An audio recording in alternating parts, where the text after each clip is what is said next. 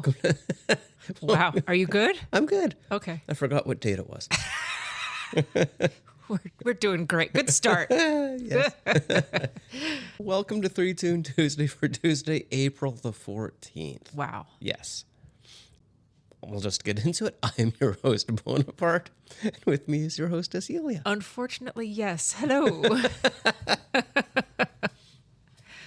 So we've got a bit of a different show this week. Yes. Yeah, not really any special reason for it, other than, the impetus behind this was WXPN last week. Oh, we love those guys. We do. Yeah. Yeah, they had their vinyl day, 24 hours of all the music that they actually played on vinyl. Yes, and it was incredible. It was really amazing.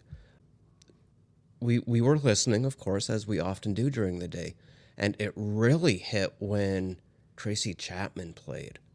Oh my goodness. Yeah, like it became apparent to me in that moment that, because there are people that will say, it doesn't, there's not really that much of a difference between vinyl and seeing it hearing it on a CD digitally, or hearing digital music. It's and people complain about the pops and hisses and stuff in a vinyl recording. But I was at the office, Bonaparte was at the house here, and we both texted each other at the exact same time, like, oh my God. Yeah. Because it was, somebody had brought in their original pressing of that album, Tracy Chapman's album. I think it was like from 87 or 88. It was around then, because 89 was when I graduated high school, and I remember that summer. Yeah. So it was, and I remember hearing that song. Yeah, it would have been, I was like 7th grade, 8th grade, I think, maybe 9th grade. Yeah.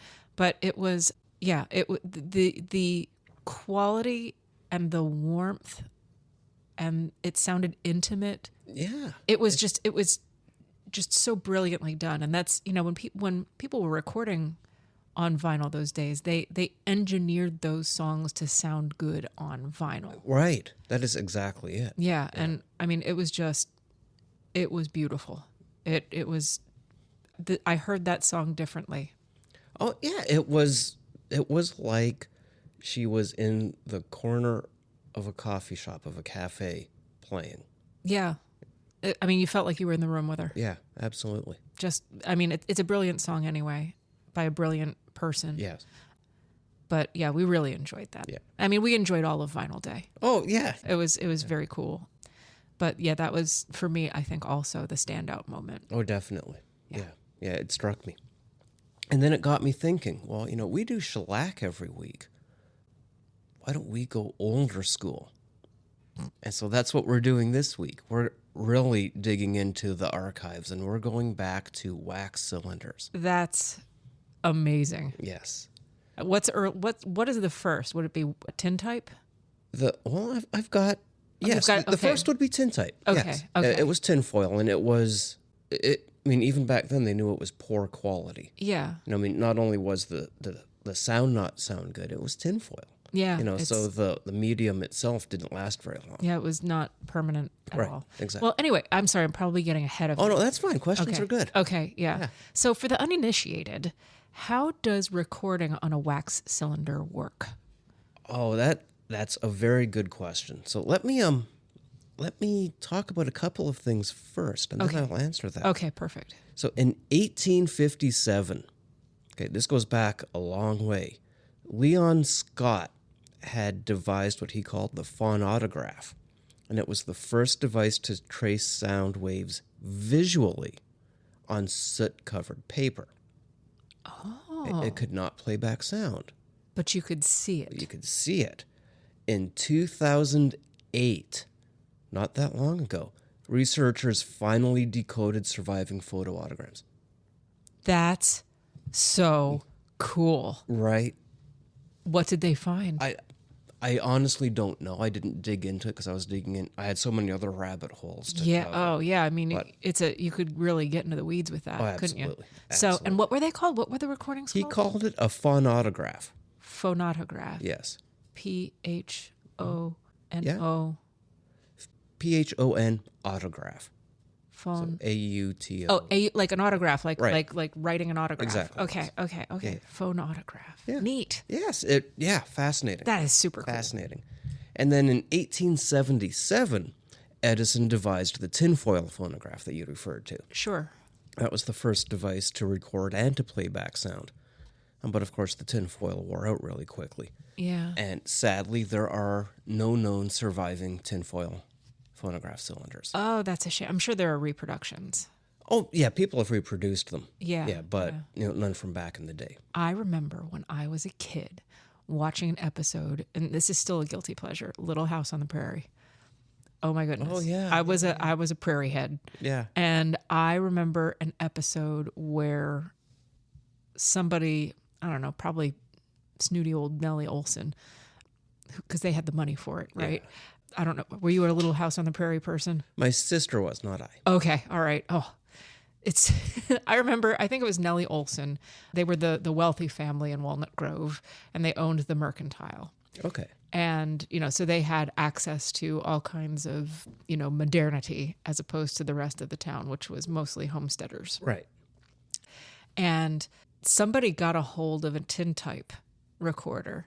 Oh, geez. And there was and mayhem ensued. Oh, So bet. there was some kind of weird plot that was twisted around this tintype. But that was the first time I had seen something like that. So I have a rough idea of what they look like. Right. Yeah. That's neat. And that would have been, post Civil War America. So that makes sense. About the time. Yep. Yeah, it is about the time. Yeah. Very quick aside, I don't want to run down this one too much, but the Waltons had a similar theme. Of course they did. The opening montage was Pa bringing home a radio. Oh. Yeah. Well, that was a little bit later. Yeah, it was the 1930s. Yeah. Yeah. I was not a Waltons person. I wasn't either until about 8 years ago. Real 8 years ago? I shit you not. Wow. Yes. Okay. Yeah. And I'll explain that some other time. Yeah. I'm fascinated. Okay. You are. There are many layers to you that I'm still uncovering. Yes, I'm like an onion. Yeah. Thankfully, I don't smell like that. No. Yes. Anywho. Yeah. So then they shifted to wax. After the tinfoil and the tintype, Edison moved on to the light bulb, and Alexander Graham Bell, his cousin and an engineer, took over.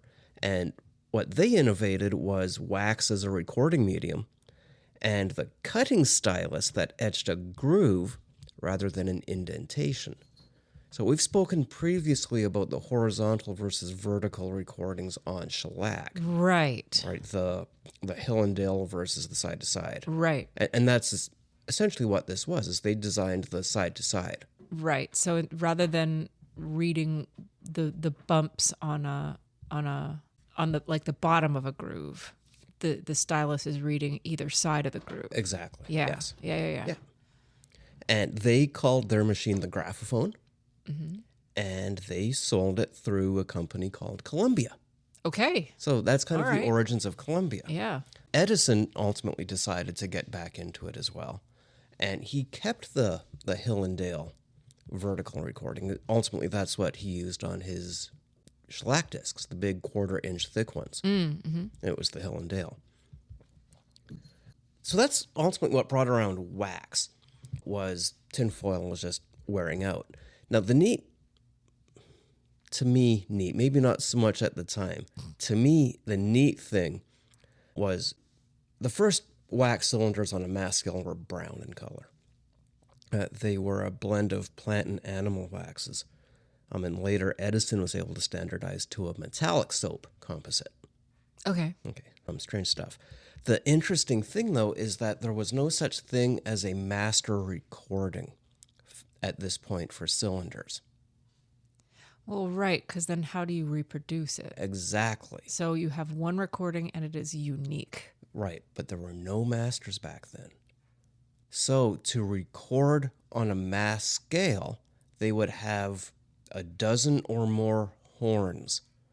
No way. Imagine like a really wild Dr. Seuss cartoon. Yeah. And that's essentially what you would have. And the artist or artists would record it multiple times. Stop. So it's very possible that you could have 2 cylinders of the same song from the same artist, which are different.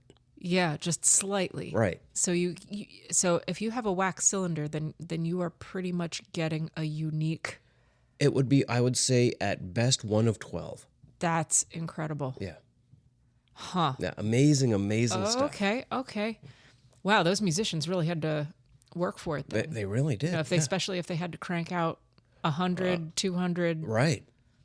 Right, exactly. I mean, God forbid something get really popular and you have to record it. Oh, right. Well, spend the entire day singing the same song. Ultimately, that is what happened. Oh my gosh. And that's when someone finally was able to devise the idea of a master recorder. Yeah, thank God. Yeah. Oh my goodness. Just neat shit. Mm-hmm. Now, of course, I mean, wax is still wax. It's a wax cylinder, so the medium itself is prone to mold, easily damaged, too much heat will melt it a little bit, blah, blah, blah. And, they were fragile. About maybe, of all the known recordings on cylinders, about 5% are maybe available and still around today. And still are operable and still work? Around. Okay. A lot of them are not operable. I've seen them. It's very sad. You've got the cylinder, you can see, the groove, but it's covered in mold or whatnot, and it's not playable. Yeah. Anymore. I mean, because wax is organic. It'll degrade over time. Yeah, exactly. Yeah. Yeah. So what we are going to I'm sorry. I'm getting ahead of myself. Very quick note. Standardization was not really a thing back then. Everyone was doing their own thing. Mm-hmm. Columbia was different from Edison, blah, blah, blah, blah, blah. So the cylinders themselves had to be played anywhere between 120 to about 160 RPM. Oh, they flew. Yeah, they really did.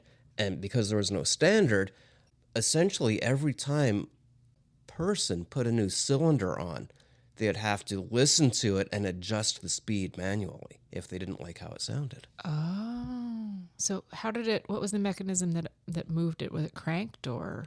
Yeah, it was a crank. There there was a crank and there was a spring inside, a spring motor that would spin it. And there was another contraption that essentially provided pressure on the springs. Like the flywheel, there's probably like a flywheel. A flywheel, that's exactly what it is, to speed it up or slow it down. Oh, so you could like literally put on the brakes if it was going too fast. Yeah, exactly. And then let up the brakes if... Yeah. People are so clever. Oh, absolutely. The machines back then, they are beyond ingenious. I love it. Yes. I love it. Yeah, and they were built to last. Yeah. If a part broke, you replaced it. If something didn't work right, you fixed it. It wasn't electronic where you needed something electronic to put in its place. I mean, right. There were probably people that was like, oh, shit, this is broken, but I know I've got a piece like this out in the garage.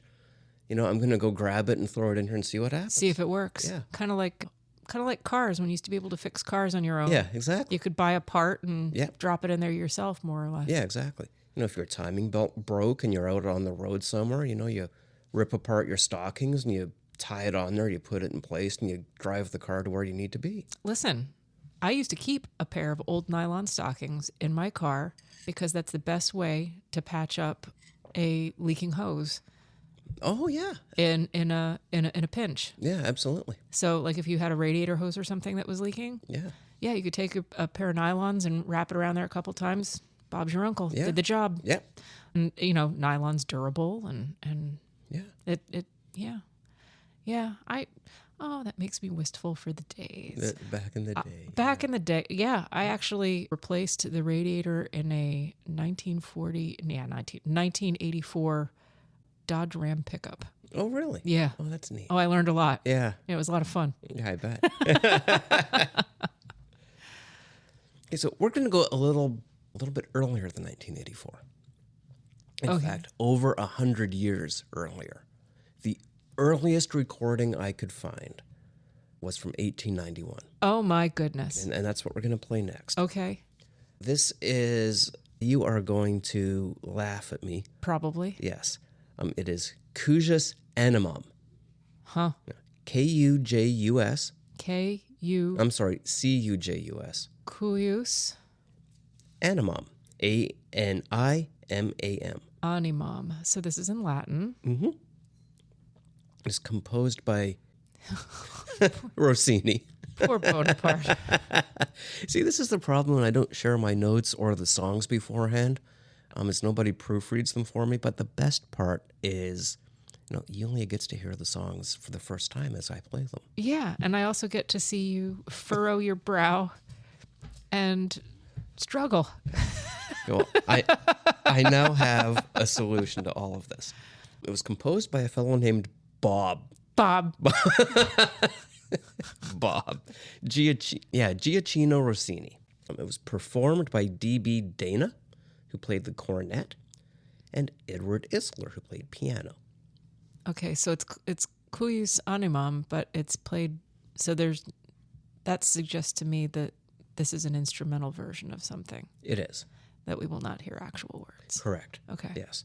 It is on the Edison label with no known catalog number. Okay. Now, that was also, they were still figuring out what was what, and putting that type of, it might have been an insert. It might have been, the information might have been somewhere else. Mm-hmm.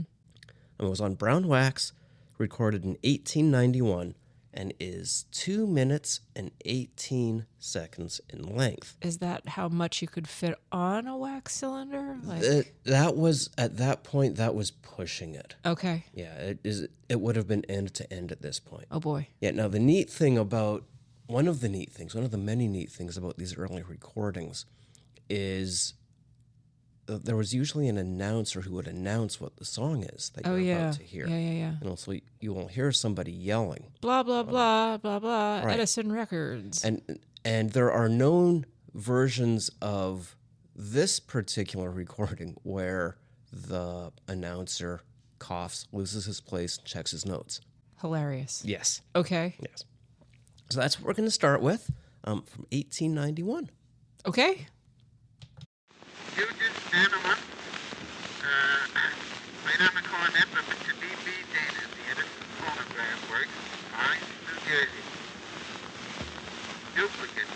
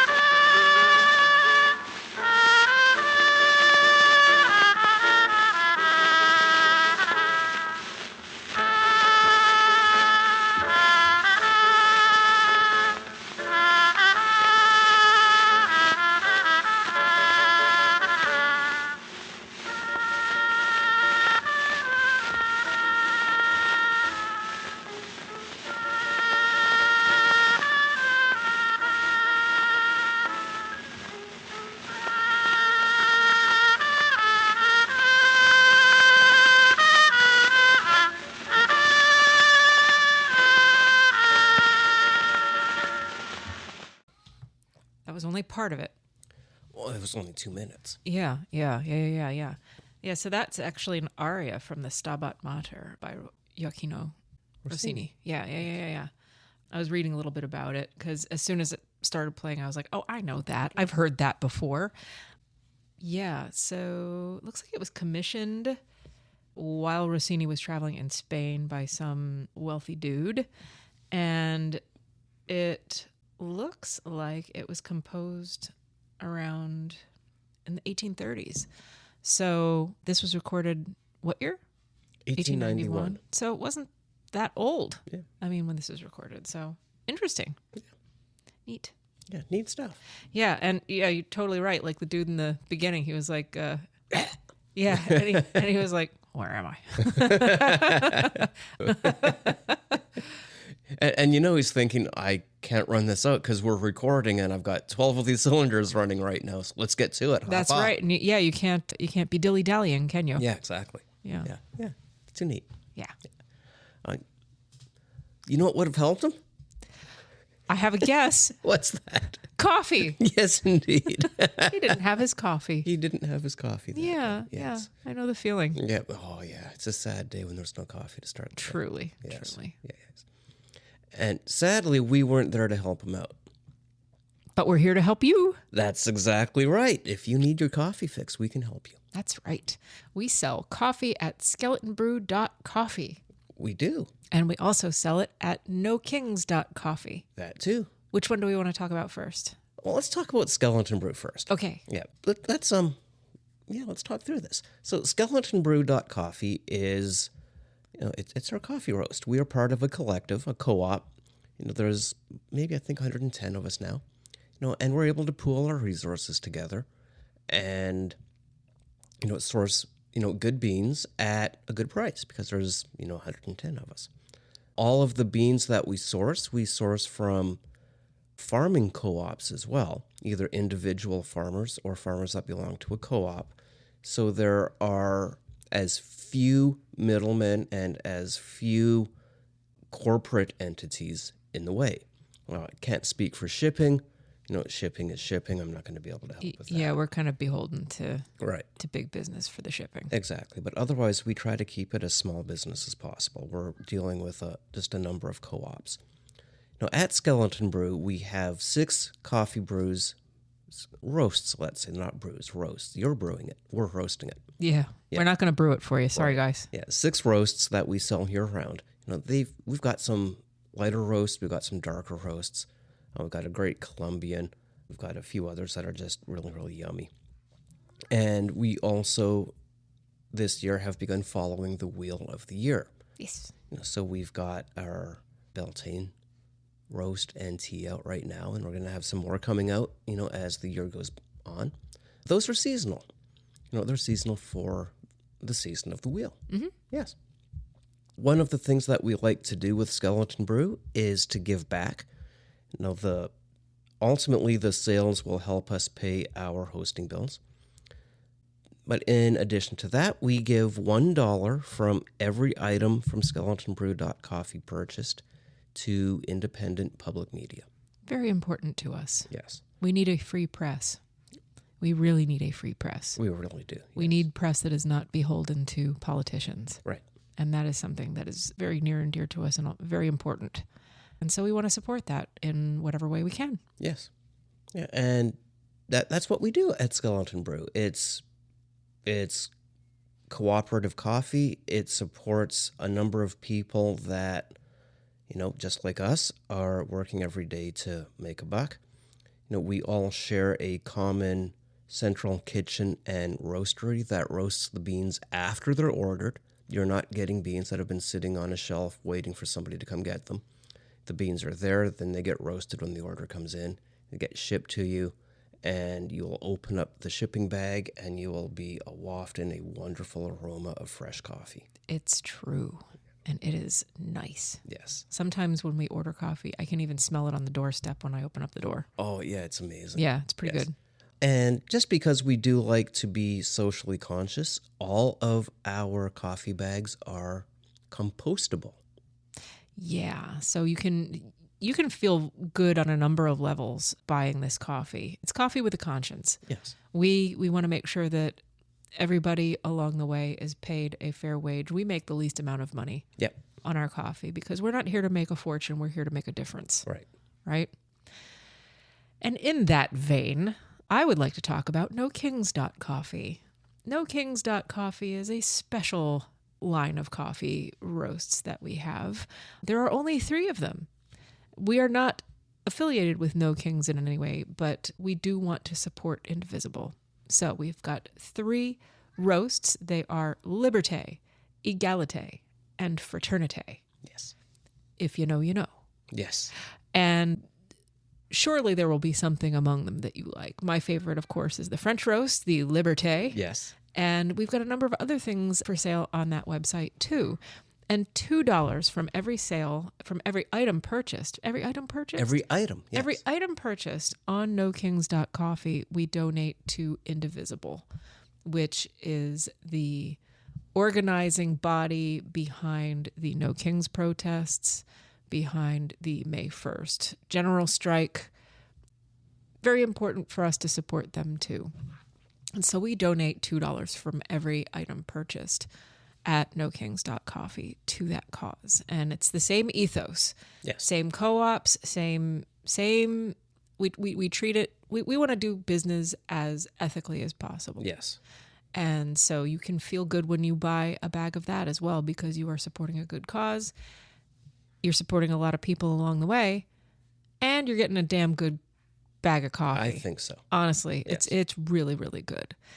Now, just hopping back over to Skeleton Brew for a moment. We are currently sampling some offerings for our next line of coffee. Yes. And we had one this morning that I am really excited about.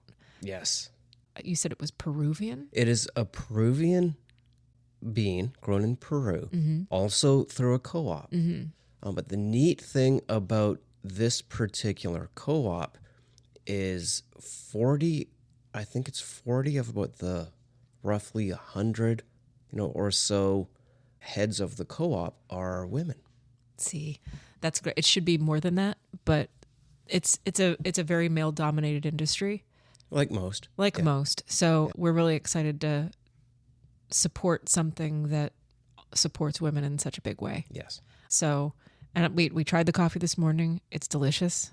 Yes. We're leaning heavily towards it. We are still taste testing. Yep, we are. We're doing some science. Yes. We're having the coffee under different conditions. We are trying hot. We are trying iced.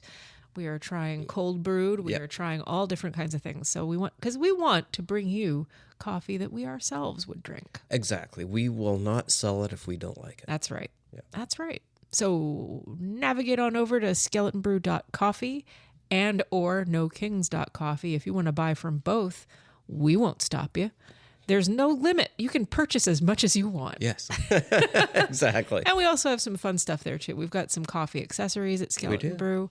We've got some cool mugs starring our cats Yes. for sale over on No Kings, nokings.coffee, and have a poke around. Check it out. And if you have any questions, drop us a line. We'll be happy to answer them for you. Please do. If you are not sure what you would like, we are happy to provide our tasting notes. Yes. Absolutely. Yeah. Yes.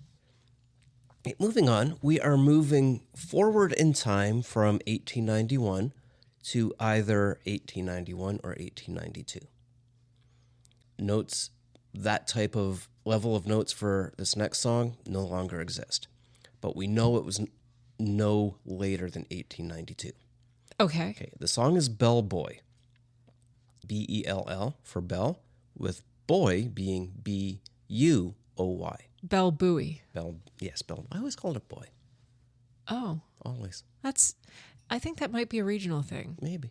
because around here it's a buoy. Well, it makes more sense. Yeah. Yeah.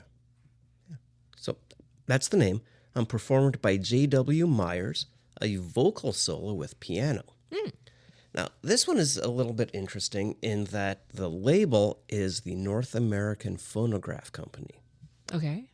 The North American Phonograph Company was not a record label in the modern sense. It was a corporate umbrella under Edison, and it was a network of 33 regional licensed companies across the U.S. So they would buy all of their equipment and such from Edison. Each of them operated semi-independently. And when they recorded, it was on that label name, and of course Edison would get a bit of the cut from it. Sure. Yeah, ultimately he bought it back, Oh, bought the entire thing. okay.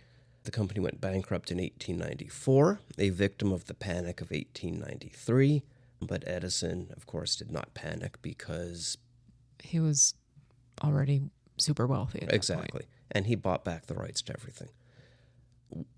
as the years, in this case, the months progressed into 1891, 1892, more advances were being made. And the North American Phonograph Company figured out how to use a channel rim, which is a groove around the rim of the phonograph used to position the stylus. So if you imagine an LP at the front of the edge of each side, you've got that blank part where there's just a groove that leads the needle onto the record. Right. Like you kind of aim kind of sort of for that band. Right. That way you don't need to put the needle right when the music starts, unless you're a DJ and you're a wizard and you know how to do that. Well, I mean, you could kind of fudge it on a vinyl LP, like, because you could see the bands between the songs. Right. Like, and if you looked on the, now kids are not going to know what this is about, but if you look on the front of a vinyl record, you'll or like on the record jacket, you'll see a listing of, 1, 2, 3, and like the songs on each side. Right. And you could count the bands Yeah. on the record and figure out where the third song, for example, would play. And then you kind of take a guess at it with the arm of the needle, the needle on the arm, and you could like drop the needle right where that band was. Exactly. And sometimes you got it and sometimes you didn't. Right. In fact, I did that just before we started recording this, when I placed the needle just to start Ventura Highway, which is the fourth song on America's Greatest Hits album. It's a good song. It is. Yeah. So, we're going to play this. It's 2 minutes in length, 2 minutes, 6 seconds. And it is Bell Buoy. A baritone solo of Bell Buoy, sung by Jacob DeMeyer.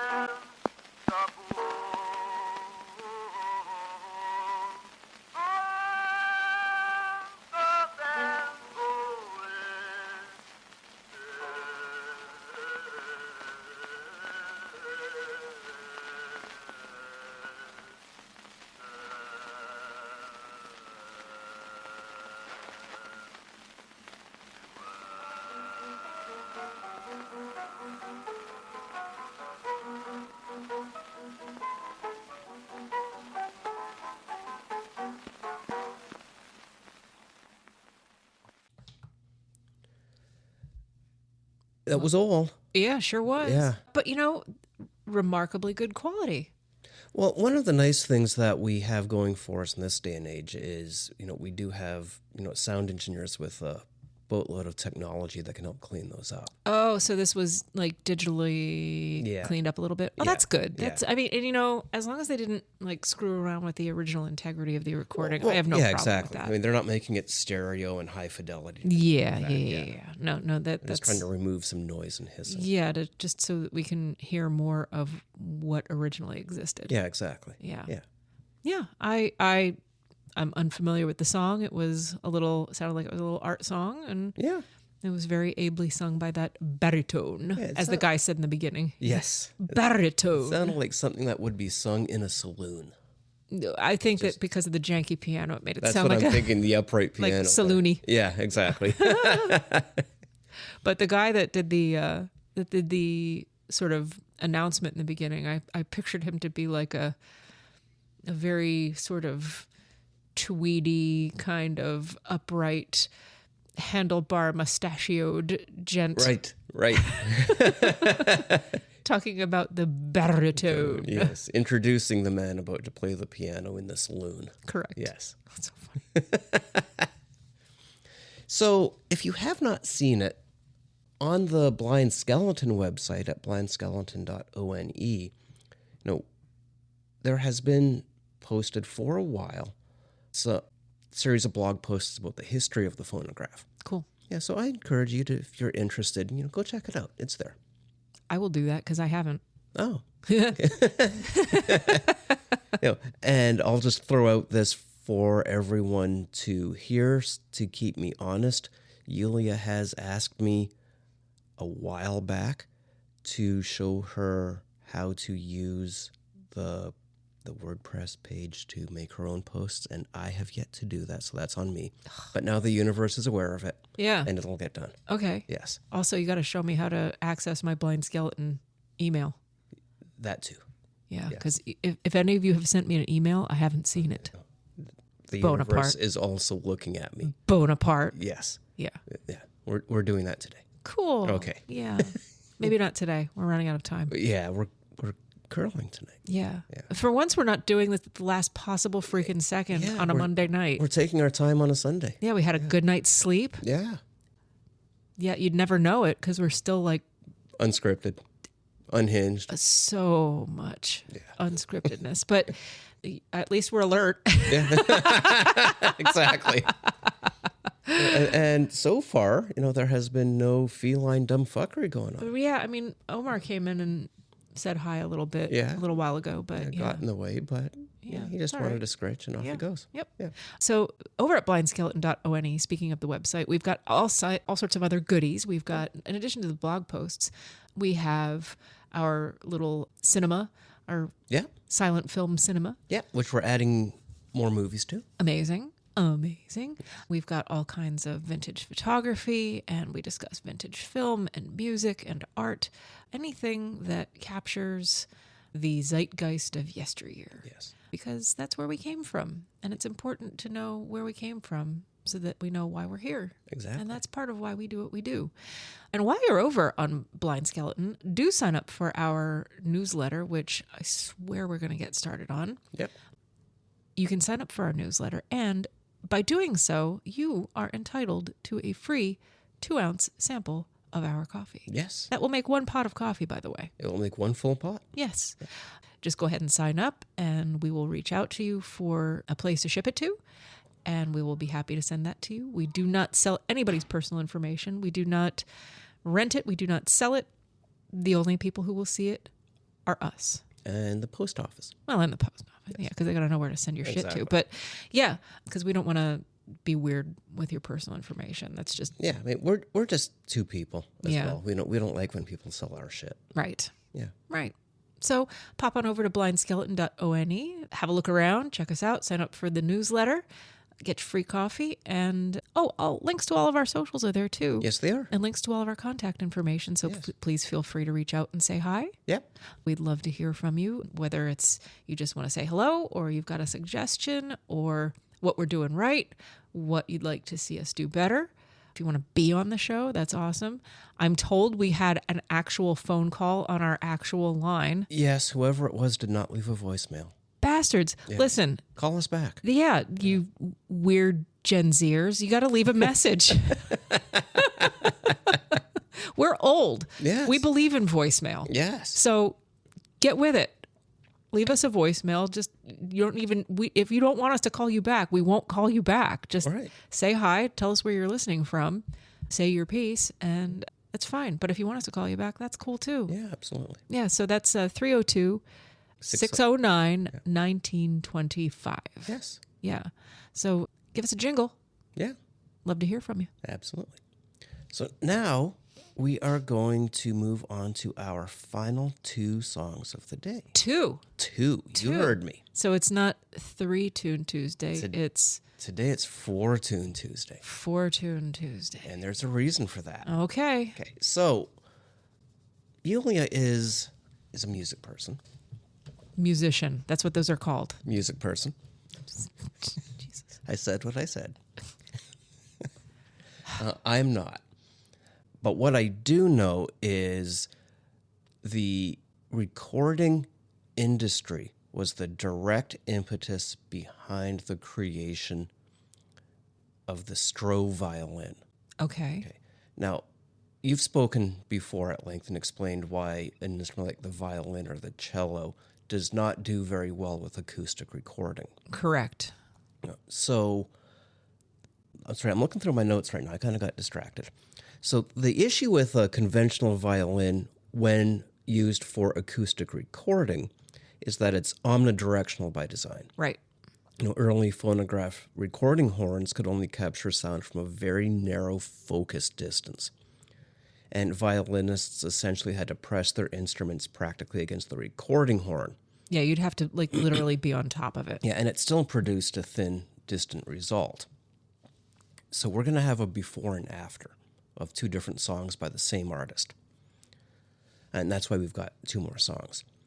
The invention was designed by Johannes Matthias Augustus Stroh, Stroh. Johannes Matthias Augustus. Stroh. Yes. Yeah. Yeah, he, I bet, was a very proud man with that name. I would be. That's how I would introduce... Just Augustus. Augustus being in your name. Yeah, I would introduce myself with my complete name to anyone that I had to. Hi. 100%. Yes. Yeah, as opposed to, hi, I'm Bonaparte. It's a hi. I'm Johannes Matthias Augustus Stroh. Matthias. He was... Don't scowl at me. He was... I'm a pedant. Yeah, you are. I can confirm. I'm not ashamed. He was a German-born engineer born in Frankfurt, an apprentice watchmaker, and emigrated to England in 1851.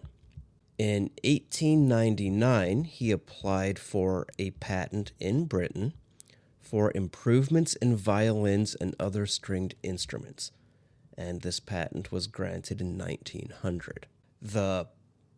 I've seen a picture. It's going to go into the show notes. This violin is amazing. Okay.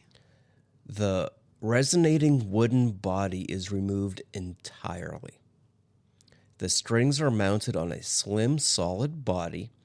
The bridge connects via a rocking lever to a flat aluminum diaphragm. Essentially, it becomes the horn in a phonograph. Right. So, yeah, okay. I can envision that. Yeah, it is amazing. I mean, because the way violins work, you've got strings, you've got 4 strings that are tuned, and they sit on a bridge which connects the bridge of the violin. It's this little kind of wooden thing that keeps the strings lifted up off the wooden body, the kind of hourglass shaped part of the body of the violin. But the bridge also serves to conduct the vibrations of the strings onto the body of the violin, which is shaped ideally to create it's basically a resonator box. Yeah. It's a big box that resonates, and it's got holes in it that help the sound project a little bit more. Right. So what I'm hearing from what you're describing is they took away the wood, they put the strings on basically another type of resonator. Yeah. And the bridge, which keeps the strings lifted up but also connect the strings to the body. The bridge is connected to a diaphragm? Yes. Exactly. Okay. Oh, that's fascinating. Yes. And then how does the information from the diaphragm then get put onto the recording? Well, they would. Or is it simply an instrument that just speaks more? It's an instrument that speaks more. Instead of the resonator being the wooden body, the resonator is a thin sheet of mica, like an old phonograph music reproducer. Okay. And the music came out the back through a horn. Looks kind of like a small miniature saxophone. Oh, that's neat. Yeah. That is really cool. So that enabled them to project more, to have these analog recordings, Yes, right? exactly. Oh, how fascinating. And these violins were in use up until around 1925, 1926. Yeah. When electric amplification was suddenly possible and they could use proper violins again. Right. Well, and I imagine those instruments too, from what you're describing, they sound a lot more fragile. Because mica is very fragile. Oh, it definitely is, yeah. Yeah. Yeah. Oh, that's so cool. Yeah. So we're going to listen to two songs. They are different songs. I couldn't get the same song side by by side. the same artist. Yeah. Mhm. Well, no, it's the same artist, right? Same artist, Yeah. but I couldn't get the same song by the same artist. Okay. Right. The first one is El Miserere. I know how to pronounce that. Miserere. El Miserere. Yes. It's a Verdi song. Yes. Performed by Charles Dalmain, a violin solo, in 1899. So we're still going back a ways. And this is on the Edison label. It was Dalmain's very first known recording, in fact. And, well, let's just listen to it, and then we'll talk about it, because you'll hear the violin. And this is the one with the fancy violin. No, this is the one before. Like a regular, standard, normal violin. Okay. Violin solo El Miserere from El Trovatore, played by Mr. Charles Dalmain, Edison Records.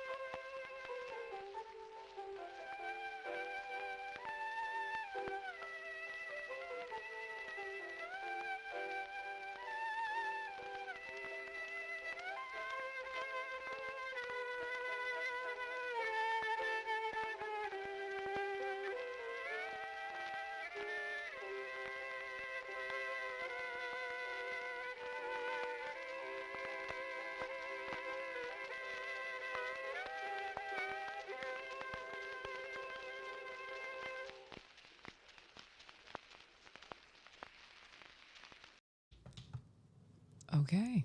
Yeah, no, that was all, but there's something special about listening to something like that. It sounds haunting and ethereal. Yeah, it's Yeah. like echoes from the past. Yeah. Right? Yeah, absolutely. Okay, so we're going to compare that with a song that's just 5 years later. Okay. And now, back then, 5 years was actually very quick for a lot of improvements in technology. Oh, happening at a huge pace. Right. Yeah. Exactly. This is Pop Goes the Weasel medley, also by Charles Dalmain. Also on the Edison label, but this is an Edison gold molded record. What does that mean? It means by this time they had the ability to mass produce from a master mold.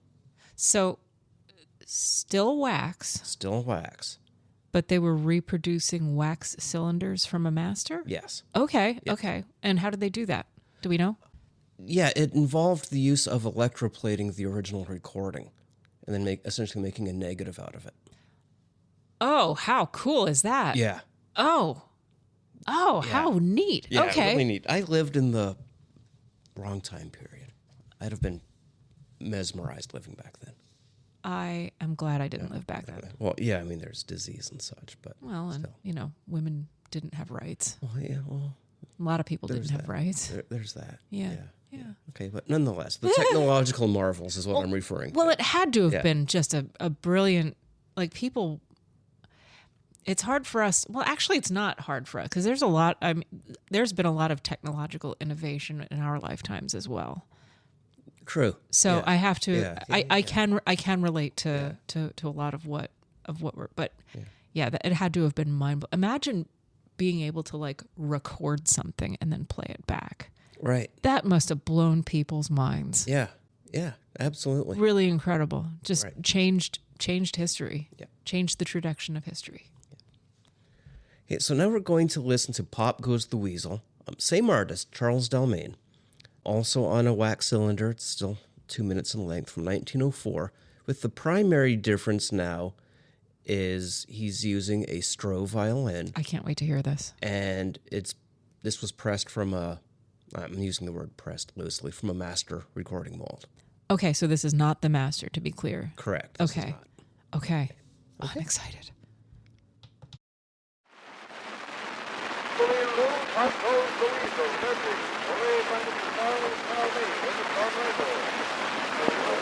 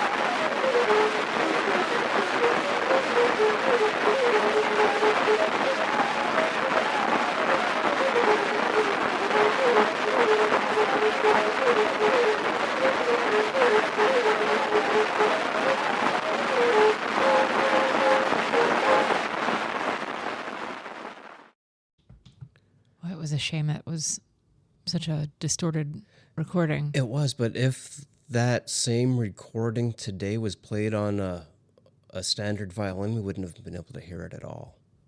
Yeah. Yeah, for sure. Yeah. Oh, that's really interesting. Yeah, it definitely spoke a lot louder, Yeah. a lot clearer. It sounded like a wind instrument to me almost. Okay. But yeah, I mean, definitely had, and it did retain the timbre of a bowed violin. Yeah. The Stroh violin. I will have to look that up to see a picture of one. Oh, they're amazing. Yeah. Absolutely. I can't, that was really cool. Yeah. I had no idea that such a thing existed. And now you do. And now I do. Yes. Yeah. Thank you, WXPN, for the idea to put this one together. Yeah, for sure. Yeah. Super cool. Yes. We see your vinyl and we raise you wax. That's right. And we challenge you to go earlier. Oh, yeah. Good luck with that. Challenge. Tinfoil. Tinfoil. Yes. Yeah. And that brings us to the end of this week's show. Cool. Yes. All right. Yeah, next week's is going to be a barn burner. I know it already. Oh, Yeah. is that next week or the week after? It is next week. Wait, what the hell is today? Yeah.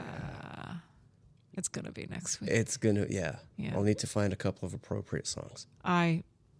We're going to save it as a surprise, Yes. guys. We're not going to tell you what it's going to be.